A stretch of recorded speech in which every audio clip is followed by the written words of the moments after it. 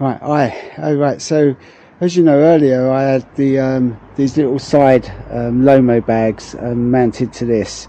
When I took it for a ride, that didn't work. Even with a bit of weight in them, I found they were moving around. Not massively, so that it would cause too much concern, but it was causing me enough concern. I could feel them moving, and that was sort of making me very self-aware about what was going on there. And plus, also, what I didn't want is the straps rubbing and taking off any of the finish on the bars. I know they're crash bars and they're there to protect, so I'm not going to be overly too precious about that. But I just felt that the movement could actually damage the finish. So what I've then done is come up with a different way of doing it, which I thought I'll share with you.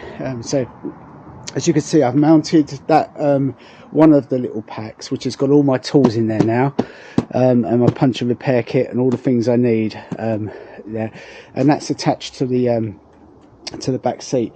One of the things that's really good with this, and I'll just see if I can place the camera down to show you, is that when you open up this opens up with it.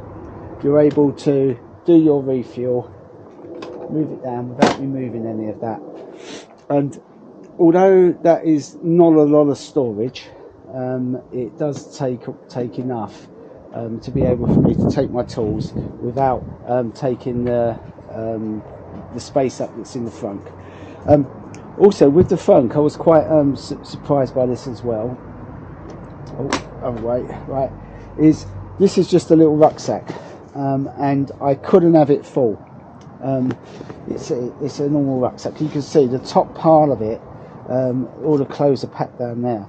It's because it wasn't just quite deep enough to be able to close with that. I could have forced it. I could have forced this down and forced it, and it would have closed. But I weren't happy with that, so I had to repack, redistribute it slightly differently, and that then enables that to fold down. I can get all the straps in, and the front closes nice and easily. But even though I was expecting, even though it takes a full helmet and there's quite a lot of room in there, I'm quite pleased with it. It wouldn't take a full, little rucksack, which was a little bit disappointing. But that said, I managed to squash all my clothes down a little bit, and I've created this little bit of space at the top, and it fits. So I'm all good to go for my trip now. But what it does do is it raises the question as to if it was a much longer trip, what additional sort of storage space I would need. And yet again, jury's out on that. I'd be really grateful for any of your comments, whether any of you have fixed any sort of luggage to your bike, what it's like, how it's performed, sort of costs, etc. Please share them with me and I'll have a look at them. At the moment, I'm thinking of, like I say, these like all shoe type bags that will fit over here and be able to strap on, and I'll just get a quick release system and I can take it off. And then that won't give me the expense of having to fix a load of scaffolding to the bike to be able to take that, and it won't spoil the looks of the bike. But I'm very open to suggestions. Anyway, a little update on that. That's what I'm going to go with on the trip, and all things being good, it'll all work out well. Okay, bye then.